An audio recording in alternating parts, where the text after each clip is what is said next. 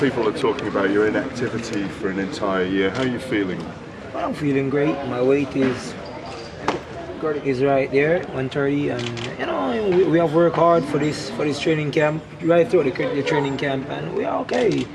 My team of people, we came over here for the victory, and we're going back this Saturday with the victory. Nicholas, a lot of people are wondering how you're going to deal with Lomachenko's, his angles, his speed, and a lot of people looking at his amateur pedigree. How do you respond to people to say that? Well, he's a great fighter, you know. He's a great fighter. He have his job to do. I'm going to do my job. So on Saturday night, all the questions will be answered on Saturday night. So they know it's not far away. It's a couple of days from now. So we all see what happened in the ring on Saturday. Are you studying the Salido fight, the Gary Russell fight, any of his fights? Well, you know, each fight is different. I'm a different fighter from all the other fighters. I'm different from every opponent that he has ever faced, right? We have never fought before, so on Saturday, his move and everything, you have to come and show that in the ring. You know, you have a job to do, I have a job to do, so we're just gonna do our job.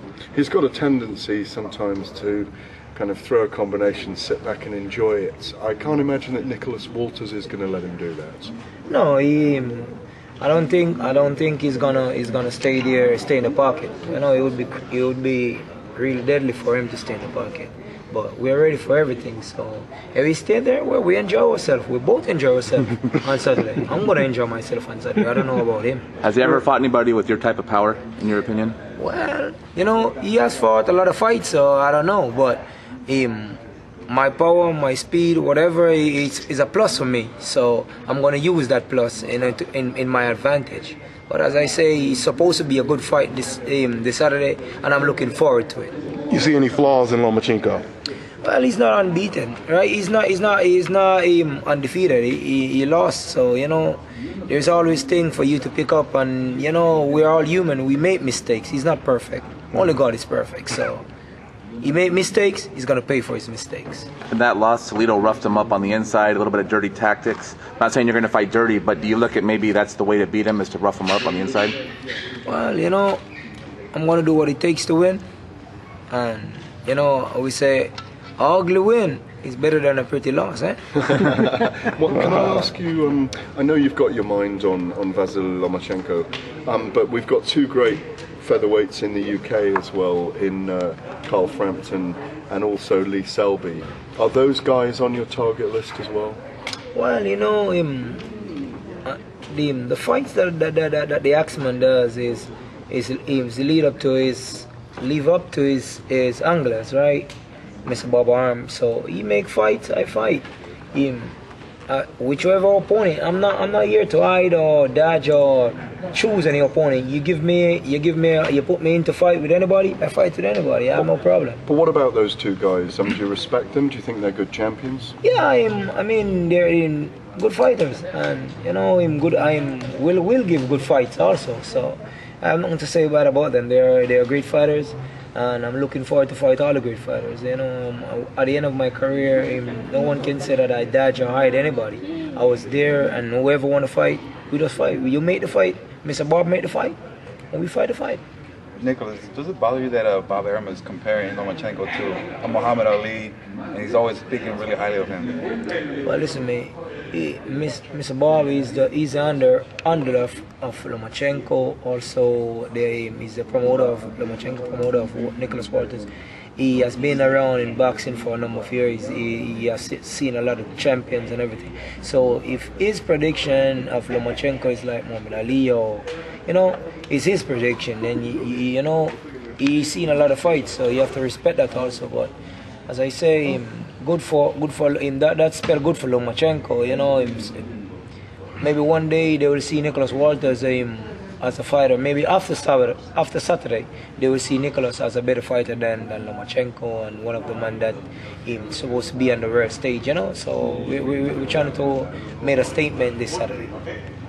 It seems like this fight took a while to get done.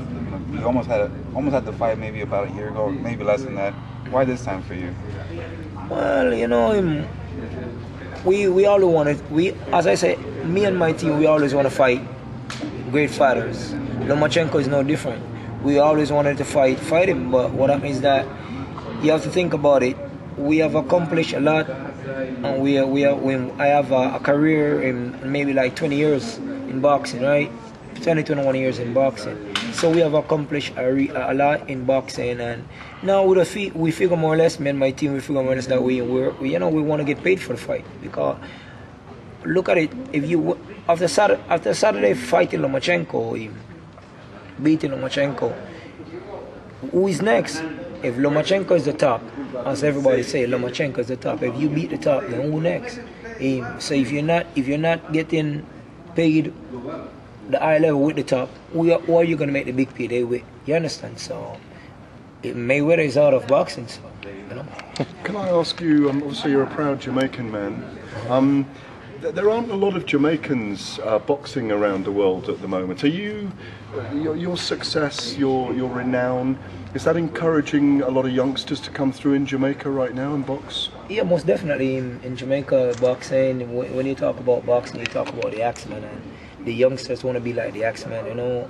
And for me, as I say, that's an accomplishment. For me, that's a plus. And you know, Jamaica always have a steady champion. Every now and then we have a champion, but when we do have a champion, we have a steady and a real genuine champion. You know, the body snatcher, Glenn Johnson, just to name a few. You know, Simon Brown. No, because Jamaicans are a warrior race, aren't they? Clearly, I know, I've been there. You are a warrior race, aren't you? Most definitely. So what that means, that I think if the promoters in boxing just go a little bit and spend a little time in Jamaica and just promote a little bit, then you see more champion coming out of Jamaica. What we're short of in Jamaica is the promotion to help the boxers to get to that level, you know. Because you've got the greatest sprinters in the world for a start. You've got that fast twitch fibre in Jamaicans. We know this from cricket as well, where you have all the fast bowlers in the world. Right. And did you ever consider taking part in cricket when you were growing up? Because you're very athletic, obviously. Yeah, actually, I play cricket to a high level. I play almost made my parish team, and I also play. I was school captain for my high school. I played a lot of cricket. Cricket is my second sport. I play cricket almost not as good as boxing just now because we spend more time in boxing, but it was close. While growing up, it was cricket and boxing. Are you a wiry, quick bowler and a fast hitter down the order, or what are you? I'm all rounder, but I'm open pace bowler for my school team and number one down batsman. Final question from me, because all the Americans are looking at me in a weird way, like, what are we talking about here? But, I'm a cricketer as well, man. I'm a cricketer, and I'm a nasty opening bowler as well, or I was. Okay. Like, I never stopped talking at the batsman, and you know what cricket's like. Most definitely. The Americans look at it and think it's soft, but it's not a soft game. No, cricket is a very intelligent game, and it's a gentleman sport also, you know. It help you within life, you know. It It's a mental discipline, game, isn't right? it? Yeah. It give you a discipline throughout life, so people, you know, the way you treated people or people treat you, you know, it's really set a stage for you in life. In cricket, whenever I go to Jamaica, I always, even now, on the I beach, can't really get the chance to play too much cricket. But whenever I'm in Jamaica, I go to the matches and everything. You know, cricket is in my blood. It's in my DNA. Final question from me, as everybody looks at me aghast. I've got to talk about reggae with you, yeah? And there's a great film called The Harder They Come, which you will have seen, Jimmy Cliff, right. All the Great Roots Reggae. Now, you could say about Saturday night with Vasil Lomachenko, The Harder They Come. The Harder They Come. Full. Are you a big roots reggae guy as well? Will you come into reggae? Do you listen to it in the dressing room? You know that I'm a big fan of music, and reggae music is no different. Just now in my area, my time, it's more dancehall reggae, right? But I listen to Jimmy Cliff and all those guys. Come on. Most definitely roots reggae. Jimmy Cliff, Bob Marley, Dennis Brown, Beresford Owens. I can go on naming all these guys. These guys are tremendous artists, and I mean, you cannot ask a Jamaican about reggae music. That's in our genes, as I say. That's in our culture. Reggae music is our culture. Respect. Thank you. Coleman, very big up. Thank you, Gary. Walters, who did you spar with to prepare for Lomachenko? Well, you know, we had a lot of different sparring partners. We had two guys came in from Nicaragua. We have some local talents in Panama. We work with also. So you know, I had about like maybe 5 different sparring partners, and you know, as I said, the training camp went well. We have rough days, we have beautiful days, we have not so good days, but as I say, it was all in the process of getting to where we're at, and my team, me. And my team, we are quite happy with the workout, with the training camp, and you know, we are set for Saturday. How did you wind up starting your training there? What brought you there? Well, you know, actually, as a young man, my manager at the time, Mr. Jack Duchamp, thanks to him, he has his team of people in Panama. I'm knowing a little bit about Panama, because what that means that I was young, my career was young, so you know, I didn't know a lot about Panama. So when I went over, went over there to work out, just to do some training or whatever. But when they see the talent and they see me sparring with guys like Pelenchín Caballero, which was a two division world champion and everything, so and me giving him good sparring, they said, "Wow, this guy look good." So we keep on working. But in Panama, we have a lot of my type of weight, you know, lower weight, featherweight, and lower weight guys. So you get good sparring, you get good workout over there in Panama. So we stood to the game plan, and we just stay over there in Panama and work, and we just train in Panama for all the fights. You know, in Panama, talking about reggae, they have Spanish reggae. The culture is very similar. Reggaeton. Do you feel comfortable in Panama also because of that? Because the culture is so similar in some ways? Panama is a second home to me. Panama is just like Jamaica to me. While I'm in Panama, I'm at home. You know, I do speak the language. I'm not only speaking Spanish, but I do speak the Spanish in the street, because I'm always in the street. So I do speak the Spanish in the street. They get us Spanish. So everything is okay. I personally enjoy the reggaeton in the Panama. Good artists, and they take the Jamaican beat and they put the Spanish to it. It's so beautiful. One of the things, again, going back to Jamaica, Oval Mackenzie, who you might know is one of the British boxers, but is a Jamaican originally. And there's a great tradition of there's a lot of poverty still in Jamaica that people are not aware of, and people way back in the day used to share a glove or a set of boxing gloves and box in the street for crowds. Did you ever do that? Well, you know, actually, funny enough, my career started off with box juice boxes. You know, after you drink the box juice, we put it on, and that's where I started from. So I'm trained. Even now, when I go to Jamaica, I still train on the street. I mean, literally train in the street. So you know, I'm from a tough background, yeah.